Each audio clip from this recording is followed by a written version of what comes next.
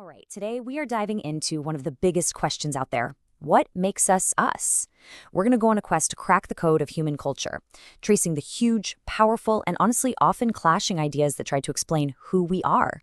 Let's get into it. I mean, just think about it for a second. We've got this incredible, beautiful variety of languages, beliefs, and customs all over the world. And yet, everywhere you go, you find things like family, you find rituals, you find rules for how to behave. It's this wild paradox that has kept thinkers up at night for centuries. So, how do you even begin to explain that? Well, that question is exactly where our journey begins. We're going to follow some of the most pioneering anthropologists as they attempted to decode culture. We'll explore these massive theories that were built on top of, and yeah, often declared all-out war on, the ideas that came before them. So here's our game plan. We're going to start with the early attempts to create one single story for all of humanity. Then we'll look at the big reactions to that idea. From there, we're diving deep into the human mind itself, then zooming right in on how culture shapes you as a person. And finally, we'll pull it all together and ask, why does any of this matter today? Okay, so our story kicks off in the 19th century. This was an era just buzzing with new scientific ideas, right? And inspired by all that, a group of thinkers came up with this really ambitious theory called evolutionism. They were hoping to find one single, universal story that explained every human society everywhere. The core idea was actually pretty straightforward, but it was a huge deal. They believed that all cultures are basically on the same track. They thought every society develops in a straight line, passing through the exact same set of stages, always moving from what they called simple to complex, and, in their view, better. A perfect example of this is from an anthropologist named Lewis Henry Morgan. He came up with this three-stage model. He argued that every single society, past, present, you name it, could be placed on a rung of this universal ladder. You start at savagery, you climb up to barbarism, and you finally reach civilization. It was a very neat, very clean way to organize all of human history, though, as you can imagine, pretty controversial. So, you might be wondering, what was the logic here? How could totally separate societies all over the world develop in the exact same way? Well, the answer was this concept called the psychic unity of mankind. It's basically the belief that since all human brains are wired the same way, we'd all naturally come up with similar solutions to similar problems, which would independently push every culture up that same ladder of progress. But not everyone was buying this one-ladder-fits-all model. Pretty soon, some major challenges popped up, asking totally different questions. Was culture really about climbing a ladder, or was it about ideas spreading around? Or was it about how a society works right here, right now? And that brings us to this big debate. On one side, you have the diffusionists. They argue that, hey, big inventions are actually super rare. Instead of everyone climbing their own ladder, they said that culture spreads out. It diffuses from just a few creative hotspots around the globe. But on the other side, the functionalists basically threw history out the window. They said to understand a culture, you don't ask where its traditions came from, you ask, what is its function? What job is it doing for the society today? This quote from one of the heavy hitters of functionalism, R.A. Radcliffe Brown, just nails their perspective. They saw society as this complex organism, like a body.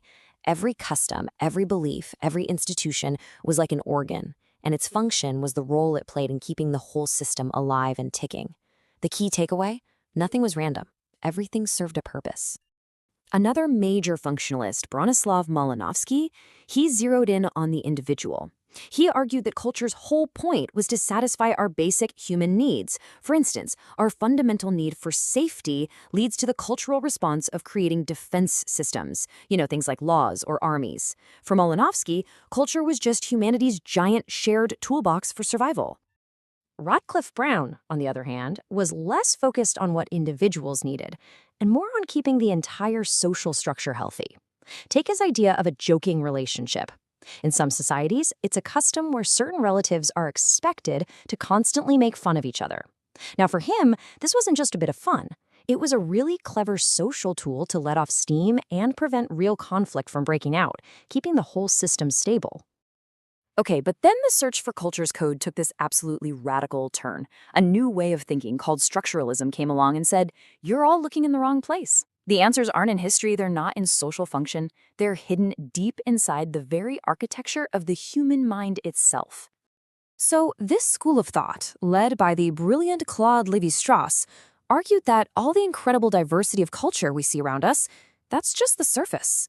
Underneath it all, he said our minds are programmed with a kind of hidden grammar, a set of deep, unconscious rules that shapes everything we do.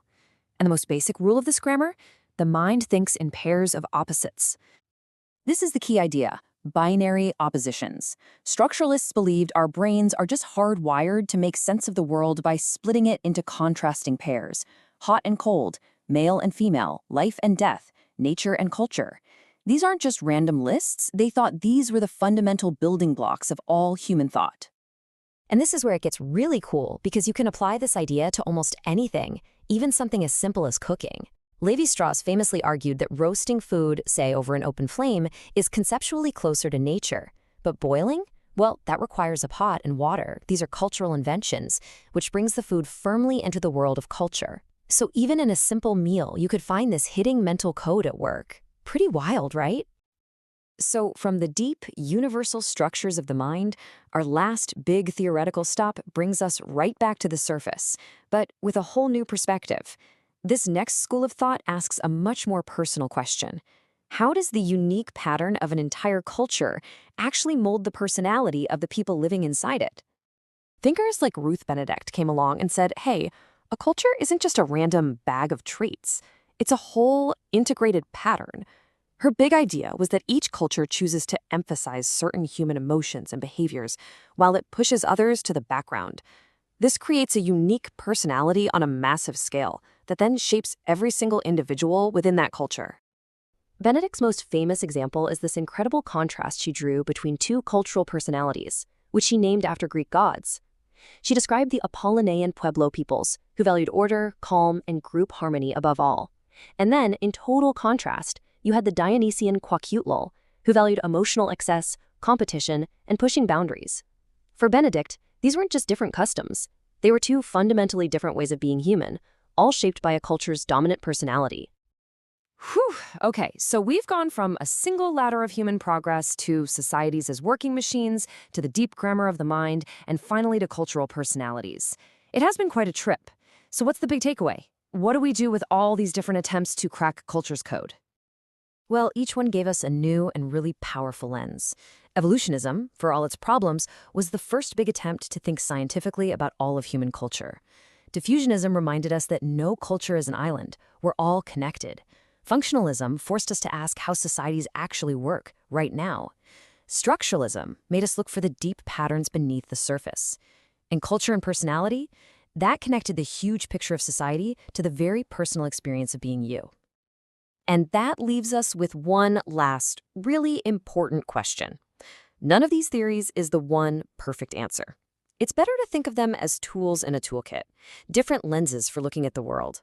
The real challenge for us then is to figure out which lens, or which combination of lenses, best helps us make sense of the incredibly complex, fascinating, and beautiful human world we all live in today.